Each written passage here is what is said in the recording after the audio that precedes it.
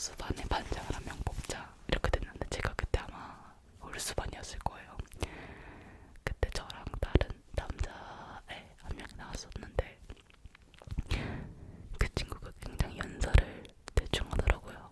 그래서 제가 반장이 됐었어요. 작수반에 있던 친구가 엄청 연설을 잘하는 그런 친구였어서 아마 코로나가 터지고 그냥 이렇게 합쳐가지고 반장을 뽑았으면 저는 아마 부회장이나 부회장도 못했을 것 같아요. 5학년 때인가 그때 저는 반영만에 나갔었는데 다시 시간을 거슬러서 5학년 때 그때도 이제 저는 열심히 연설문을 써가지고 만약선거 당일 날에 나가게 되었어요.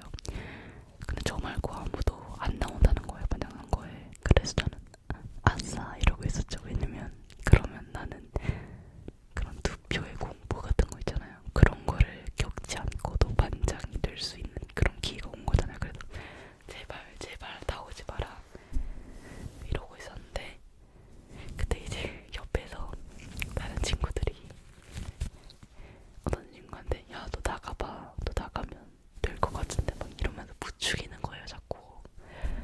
나는 콩닥콩닥 이러고 있어. 제발 나가지 마라. 근데 그 친구 처음에는 아니야 막 이러더니 그 부추김이 통했는 징크 한번 나가볼까 이런 거예요. 이제 그 친구와 저 이렇게 두 명이 그 반영한 거에 나가게 되었습니다.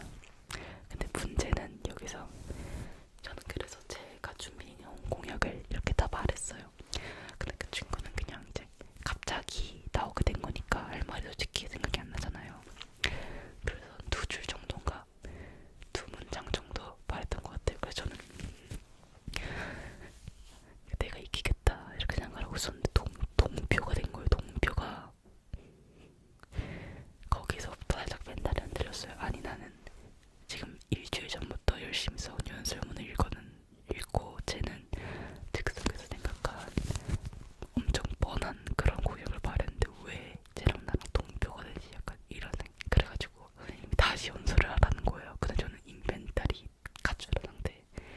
그래가지고 그냥 멘탈을 갖추기도 하고 짜증나기도 해가지고 그냥 할 말이 없는데 이러고서 그냥 대충 무슨 반을 만나겠습니다 이러고 했는데 그때 그 친구가 딱 멘탈이 흔들린 걸 알아챘는지 갑자기 여러분 저를 뽑아주신다면 열심히 하겠습니다. 그럼 한 번만 더 기회를 한 번만 더 잘 생각하셔가지고 저 뽑아주세요.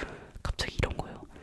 나는 지금 멘탈 안 들려가지고 무슨 말 같지도 않은 소리 하고 나왔는데 쟤는 갑자기 각성해가지고 저런 말을 하는 거예요. 갑자기 그때 하니까 화가 지미네요. 결국은 이렇게 동표였는데 저를 찍었던 친구 한 명이 마음을 돌려서 졌어요. 그래서 떨어졌습니다.